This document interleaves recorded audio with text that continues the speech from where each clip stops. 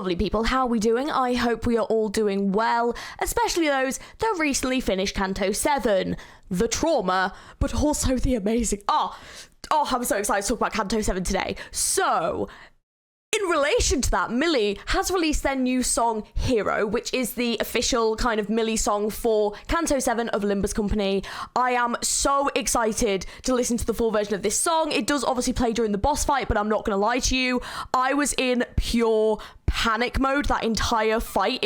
I think it might be the hardest fight of the game so far. So... I was stressed, especially at the end of a 9-hour stream, so it was a stressful time. I don't really think I properly even got to take in the lyrics. I was just too busy trying not to die. So I wanted to do a video reacting to the full lyrics and this song, really go over what this means in regards to Don Quixote's story. So what that does mean is that there are going to be spoilers for Canto 7 in this video, and I'm talking spoilers. We're going to be talking the plot of Canto 7, the end of Canto 7, things that happened that are relevant to the song and Don Quixote and her history and all this kind of stuff. So if you have not played Canto 7 yet, please do not watch this video. It will contain spoilers and it will spoil you. If you have played it, hi. We're going to be having a chat today. So let's take a listen to the full song and really just take it in. And I'm excited to listen to it as a full song. Mili always does incredible music, and I'm a big fan of Mili, so I'm very excited to see the full lyrics and really how they have captured Don Quixote's story and character in this video. Let's take a listen. It's always a great day when I get to listen to some Mili, so I'm very, very excited.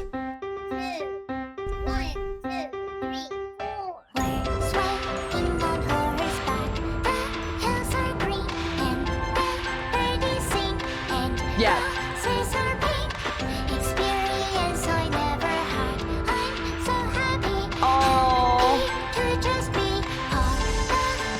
This is definitely the Don Quixote that we knew at the beginning. Oh.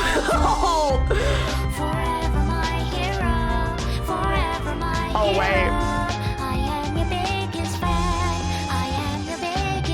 There's a couple of meanings here. This is already really interesting. Oh, this is gonna make me cry.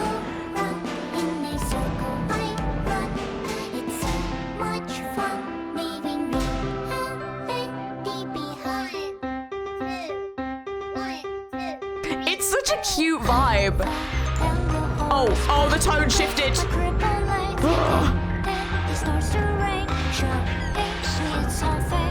This is too real. Oh no!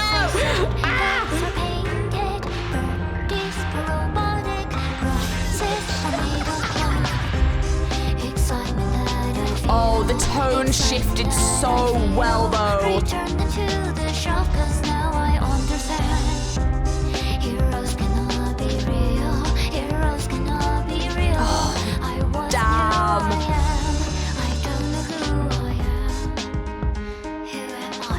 I also love that the art looks like Don, which is actually awesome. Oh. Ooh. I don't remember this bit. This may not have been in the fight. Unless it was and I was just pure panic moding. Ooh.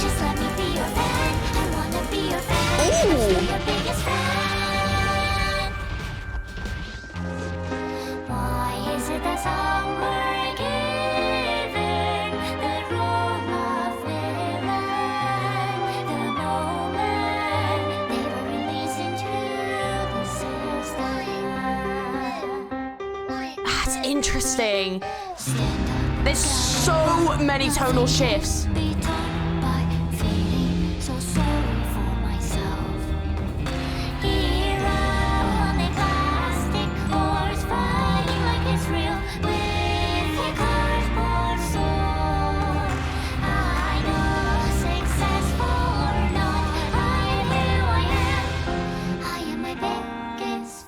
Oh, this is definitely the end bit. Oh, it is. Oh.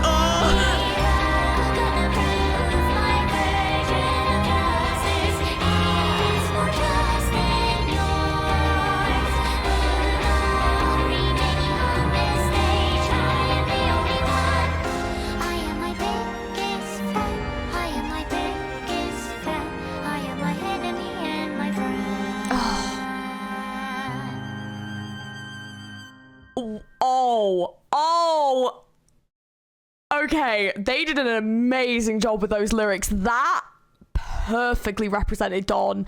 Oh, that was perfect. Cassie Way, you are a legend. Ah! Incredible though. That, oh man. Do you know when like someone just gets it? Like they just have understood what they needed to do and they've done it perfectly? I bow down to you. Absolutely incredible work with capturing Dawn's story there. Oh, the tonal shifts really took me for a loop. I think it's because when you play them in the boss fight, in the song it's playing the boss fight, it loops the same part over and over and over again. So hearing it tonally shift in this was a bit jarring. I mean, Mili songs do usually have a bit of a tonal shift. They do tend to do that because usually emotionally they represent the journey that the character's going through, and they're very good at doing that. So in this one though, it was quite a jarring shift. And to be fair, I think out of all the characters in Limbus Company, Dawn's has the biggest tonal shift, because we go from having, spoilers from this point, by the way, I am now talking about the Canto, we go from having this kind of naive, heroic, someone that can't hold themselves back and is a hero of justice and believes in themselves and wants to be a fixer and save people, like bubbly, happy, funny character, like the light-hearted character of like the bus, to this blood fiend Sancho, who's this very kind of serious character that holds himself back, is very loyal to their father, has not really, they have a lot of their own feelings, but they keep them all inside, and their main thing was about looking after Don Quixote and his dreams and what he wanted to do, and was kind of there by his side, just being with him because she wanted to be, because she loved him. And then also being interested in like the fixers and kind of having all these emotions really suppressed and held down because she didn't feel that it was very like mature to be like that, even though, you know, she, like Sancho and Don Quixote are the same character.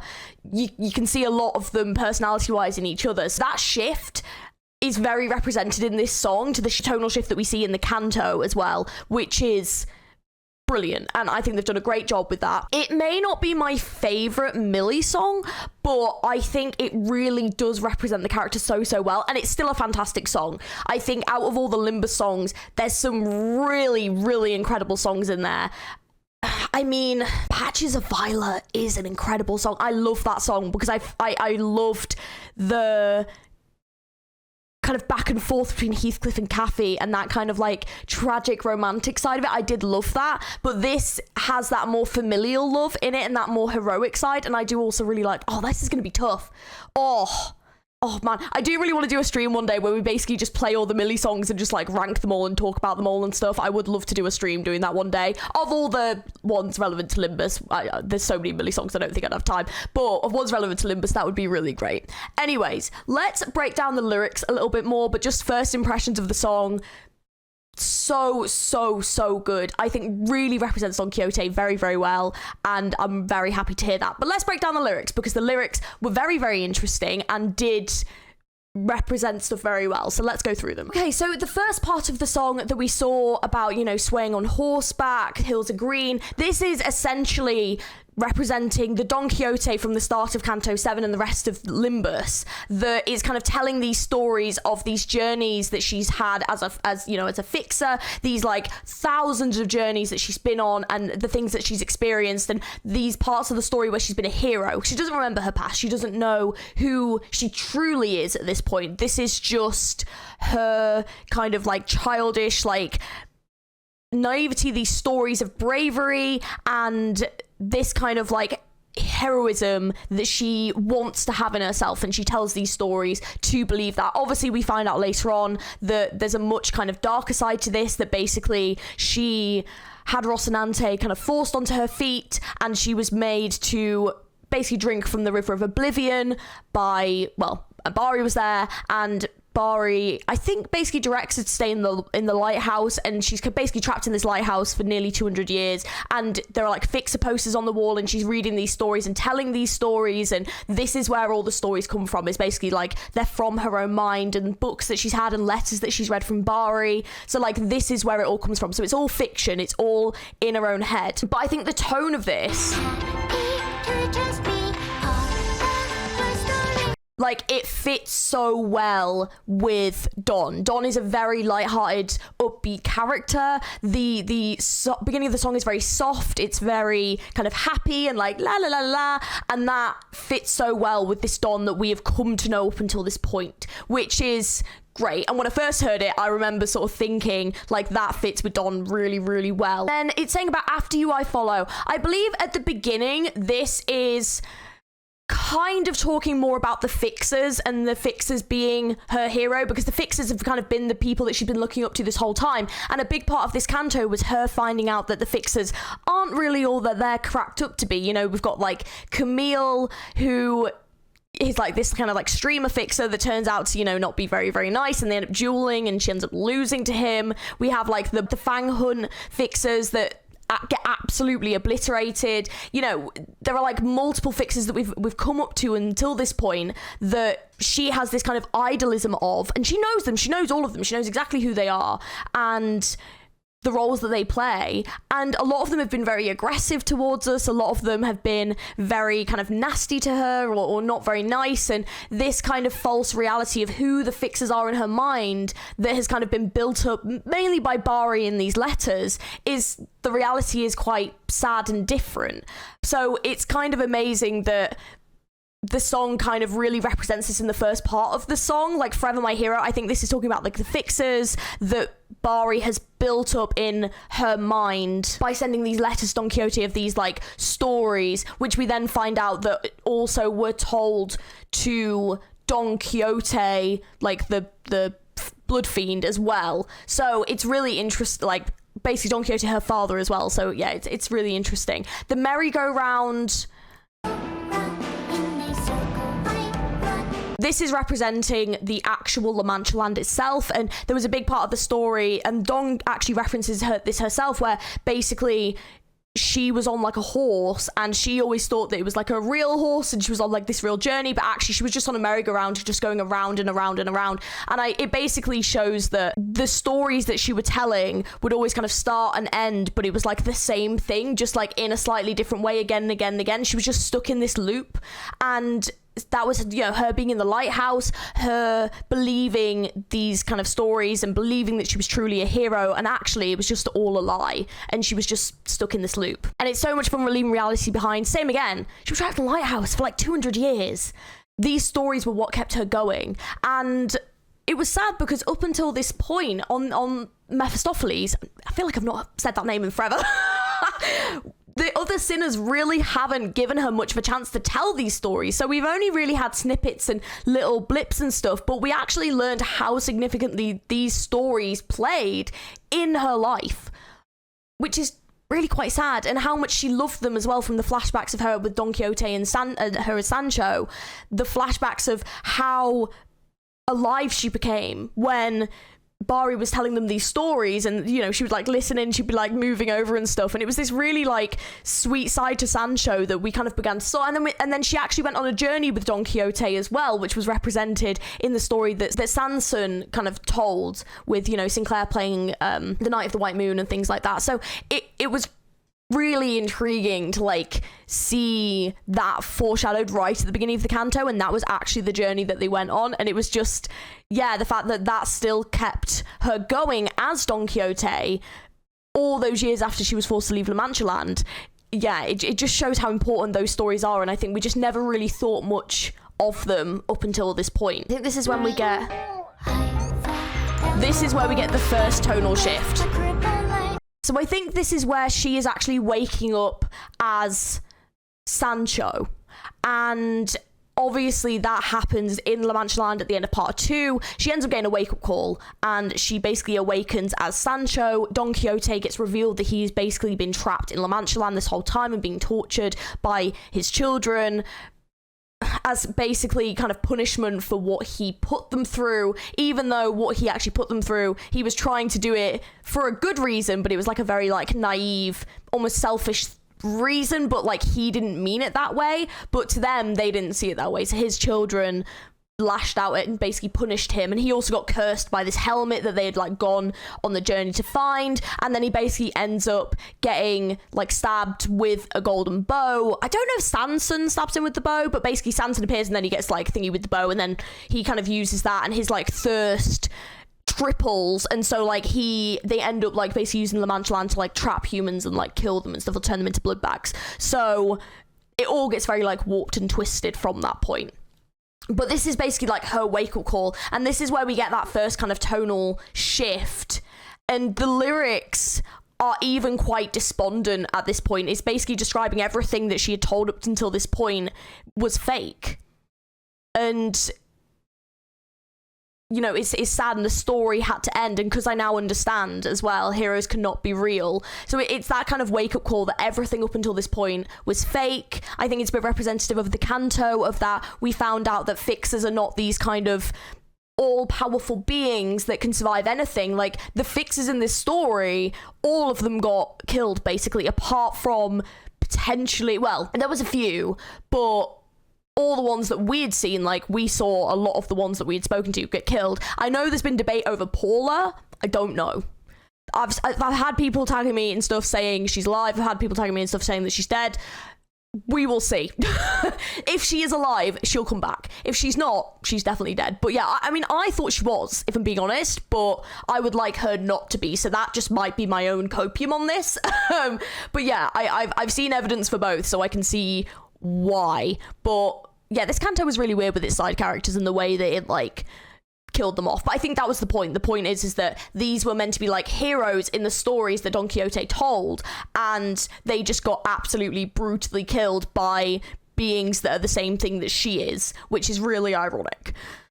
But yeah, like, heroes could not be real. Even like Don Quixote, her father, who had dreamed of being an adventurer and going on these adventures, got cursed, and he had to give up his own dream, and which is sad. And Bari, who was also a fixer herself, had kind of made up a lot of these stories to glorify what fixers were for them as well, and unfortunately it made them just kind of forget the reality of the fact that they are blood fiends, and you know, they can't just live off these hema bars that they created. It was just like a sad reality. I wasn't who I am, so that's her waking up as Sancho from believing that she is Don Quixote, and then who am I love that, because I think that's really important, the way that they've done the lyrics there, because I think that's that switch between her being Don Quixote and her being Sancho. Like, you know, it's turned. Like, she has opened her eyes, she's taken off Rocinante, and she's now woken up to who she is.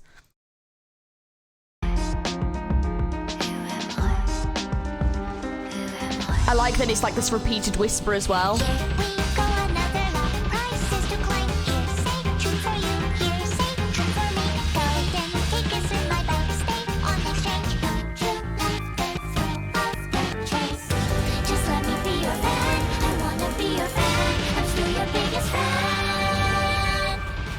That speeding up of the lyrics, that really made me blink a bit tonally, because it was such a change from this kind of sad reality of waking up. And I think that part of the song before was meant to represent this kind of initial moment she went through as Sancho when she first wakes up, and she's sort of rejecting the other members of the team, and she is kind of siding with her father Don Quixote, and you know, we even have to fight her at one point, which was an awesome fight, but absolutely horrifying, I'm not going to lie.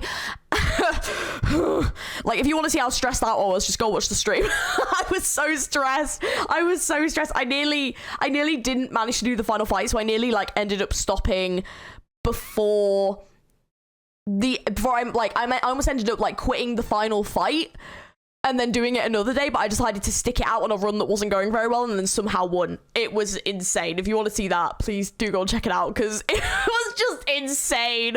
I was so tired by the point, but I'm so glad I stuck it out, but my god.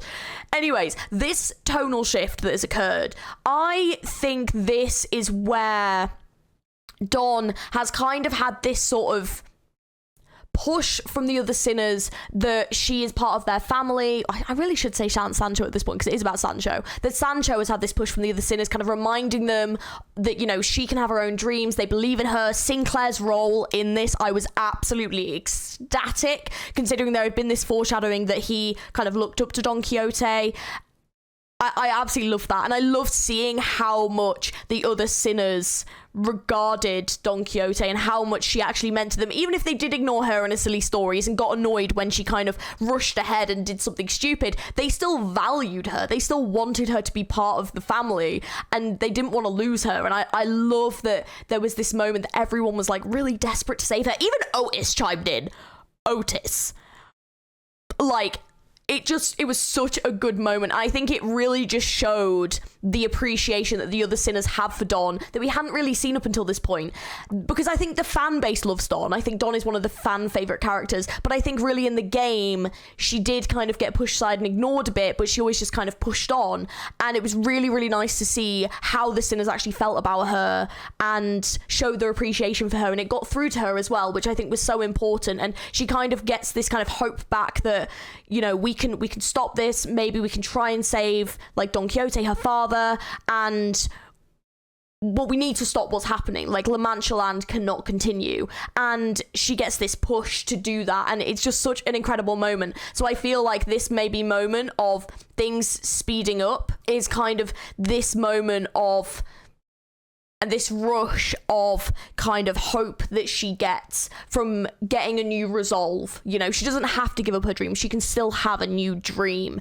And it's okay to love these stories and want to be a fixer and have, you know, see the other fixers as heroes. Like, that's all okay, you know? The other way I could maybe see it is that basically this is the moment where she's actually attacking the sinners, and this is her kind of trying to be loyal to her father, Don Quixote. That's the only other way I could see it, but I'm not sure. So this is where we get the shift again, which I love. Why is it that song we're giving this moment? This is actually probably my favourite part of the song, because I love that it kind of goes to this really kind of sad and almost regretful moment, and I feel like this represents the fight with Don Quixote so well, especially this end point of the fight, because Don Quixote has absolutely whooped arse up until this point, but the further into the fight you get, the more hope begins to appear, and there are these like horses during the fight. The mechanics are really interesting. Basically there are these horses that basically empower the team and give them buffs and stuff, and they're kind of surrounding Don Quixote and really are working against him, but these are, like, this dream was originally Don Quixote's, and it was something that, you know, she wanted to be a part of as well, and it kind of became her dream, but a lot of it really was for him. And so to see that his own dream almost in a way got used against him and got like taken away from him, he's such a tragic figure in the game, and it really just made you so sympathetic towards him. And I think this moment is this kind of thing of Blood Fiends are really seen as villains in Limbus Company, and the way they're regarded, there's actually a fixer group just to go and kill, you know, just to go and kill Blood Fiends. So to really have a character that was a Blood Fiend, and a very powerful Blood Fiend, and very well regarded, and was like an elder, people respected him, and to have him have this dream and not want to kill humans and live alongside of them, create La Mancha Land as this place where they can all kind of get along, and he can keep the other Blood Fiends safe, and he can keep his children safe, and he can keep the humans safe, and they can all enjoy it together, and they create these hema bars so they don't have to drink blood anymore and stuff. It's such a tragic downfall to see for him. And he's such a likable character that it's just tragic. Like, it's tragic. It actually made me fucking cry. Like, it honestly is just, it's so sad. And I feel like this moment really represents that kind of very sad downfall of his character into villainhood, even if it wasn't really his fault. Like, you know, he got tortured by his own children, they betrayed him, they felt like he betrayed them, but he didn't do it nastily. He did it because he had this dream, and he just naively tried to force it upon his children when it wasn't their dream, and it was his own downfall. And then also he had the golden bow, which made him a lot more thirsty, and so this kind of descent of La Mancha Land into this kind of place of death was kind of inevitable when that happened. But this kind of moment of, you know, why are the villains? You know, he wanted to be a hero and he ended up getting transformed into a villain, the thing that he didn't want to be, or he never wanted to be.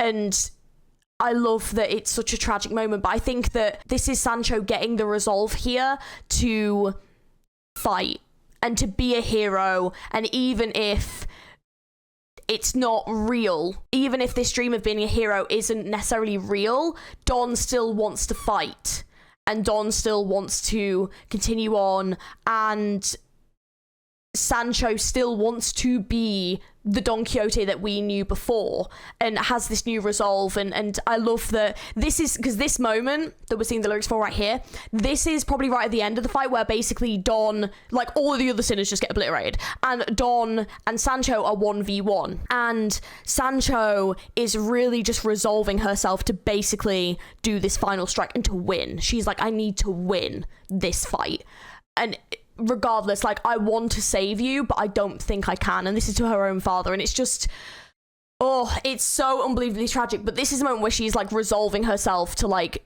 to do this, and she's gonna be a hero.